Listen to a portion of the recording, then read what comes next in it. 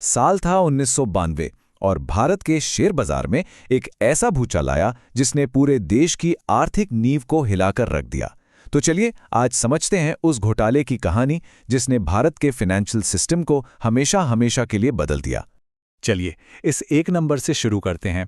4400%। जरा सोचिए, सिर्फ 3 महीनों में एक अकेले स्टॉक में इतनी जबरदस्त बढ़त। ये आखिर हुआ कैसे? इस हैरान कर देने वाली तेजी और उसके बाद आई भारी तबाही, इन सबके पीछे सिर्फ एक नाम था, हर्षद मेहता। एक ऐसा स्टॉक ब्रोकर जो रातों रात भारतीय शेयर बाजार का सबसे बड़ा चेहरा बन गया। सबसे पहले चलिए उस दौर में वापस चलते हैं।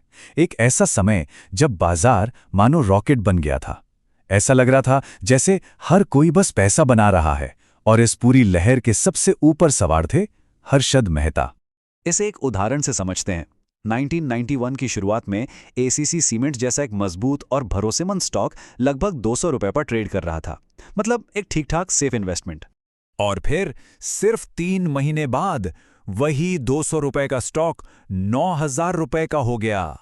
ये कोई मामूली उछाल नहीं था, ये तो एक सुनामी थी। और इसी सुनामी ने हर्षद मेहता को बिग बुल बना दिया। पर सवाल वही है, ये जादू हुआ कैसे? असल में ये कोई जादू नहीं था।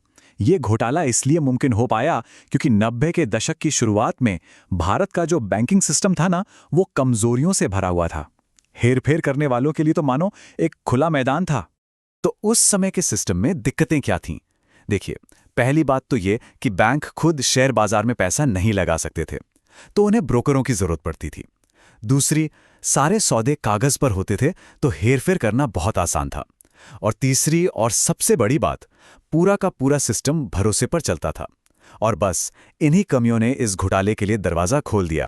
इस पूरे खेल की चाबी थी बैंक रसीद, जिसे बीआर भी कहते हैं। इसको बस एक वादा समझिए।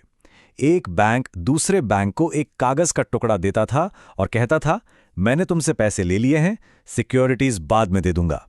असल में कोई सिक्योरिटी होती ही नहीं थी, बस ये कागज का वादा चलता था। तो मेहता ने इस कागजी वादे का इस्तेमाल कैसे किया? उनकी चाल बहुत सीधी थी, लेकिन कमाल की शातिर थी। प्लान कुछ इस तरह था। पहला कदम, कुछ छोटे बैंकों की मदद से नकली बैंक रसीदें बनवाना। ये बस कागज के टुकड़े थे जिनके पीछे कोई असली सिक्योरिटी नहीं थी। दूसरा कदम, इन्हीं नकली रसीदों को बड़े बैंकों को दिखाकर हजारों करोड़ का कर्ज उठाना। और तीसरा और सबसे जरूरी कदम, उस सारे पैसे को शेयर बाजार में डाल देना और एसीसी जैसे कुछ चुने हुए शेयरों को तब तक खरीदना जब तक उनकी कीमत आसमान न छूने लगे। और ये रकम उस जमाने के हिसाब से बहुत बहुत बड़ी थी।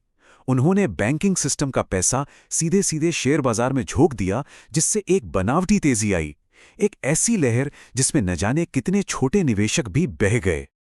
लेकिन कहते हैं ना, जो गुब्बारा जितनी तेजी से ऊपर जाता है वो उतनी ही तेजी से नीचे भी आता है। अप्रैल 1992 में जब पत्रकार सुचेता दलाल ने इस घोटाले का पर्दाफाश किया तो ताश का ये पूरा महल ढह गया। जैसे ही सच सामने आया, बाजार में हाहाकार मच गया। बॉम्बे स्टॉक एक्सचेंज का इंडेक्स जो 4500 के शिखर पर था, वो सीधे 2500 पर आ गिरा। निवेशकों का पैसा पानी की तरह बह गया। इस क्रैश की वजह से मार्केट से करीब 1 लाख करोड़ रुपए साफ हो गए। ये सिर्फ नंबर नहीं थे, ये लोगों की जिंदगी भर की जमा पूंजी थी जो एक झटके में डूब गई। इसका असर सिर्फ आम निवेशकों पर नहीं हुआ, देश का पूरा बैंकिंग सिस्टम हिल गया। नेशनल हाउसिंग बैंक और स्टैंडर्ड चार्टर्ड जैसे बड़े बड़े बैंकों को सैकड़ों करोड़ का चूना लगा, क्योंकि उनके हाथ में अब बस वो नकली कागज के टुकड़े रह गए थे जिनकी कोई कीमत नहीं थी। इस घोटाले ने भारतीय फाइनेंशियल सिस्टम को जड़ से हिला दिया। लेकिन कहते हैं ना, हर तबाही अपने पीछे कुछ सबक छोड़ जाती है। तो चलिए देखते हैं कि इस मलबे से क्या नया बना। जहां तक हर्षद मेहता की बात है, उन्हें गिरफ्तार कर लिया गया और उन पर सैकड़ों केस चले। लेकिन इस कहानी का अंत अदालत में नहीं लिखा था। 2001 में मुकदमे के दौरान ही उनकी मौत हो गई और कई सवाल हमेशा के लिए अनसुलझे रह गए। लेकिन इस घोटाले का सबसे बड़ा नतीजा था हमारे फाइनेंशियल सिस्टम में हुआ क्रांतिकारी बदलाव। जिस जिस कमी का फायदा उठाया गया था, उस हर दरवाजे को बंद कर दिया गया। निगरानी के लिए सेबी को मजबूत बनाया गया। कागजी सौदों को हटाकर ऑनलाइन ट्रेडिंग वाला नेशनल स्टॉक एक्सचेंज आया। और सबसे जरूरी, कागज की रसीदों की जगह डीमैट सिस्टम आया, जिसने इस तरह की धोखाधड़ी को लगभग नामुमकिन बना दिया। तो आखिर इस 1992 के घोटाले को कैसे याद रखा जाए? क्या ये सिर्फ एक लालची इंसान की कहानी थी जिसने लाखों लोगों का पैसा डुबो दिया, या फिर ये वो दर्दनाक सबक था जिसकी भारत को सख्त जरूरत थी ताकि वो एक पुराने कमजोर सिस्टम को छोड़कर एक नया, मजबूत और पारदर्शी फाइनेंशियल सिस्टम बना सके? शायद इसका जवाब इन दोनों के बीच में ही कहीं है। ये एक ऐसा अध्याय है जो हमें हमेशा याद दिलाता है कि कैसे कभी-कभी एक बड़ी तबाही ही एक बेहतर कल की नींव रखती है।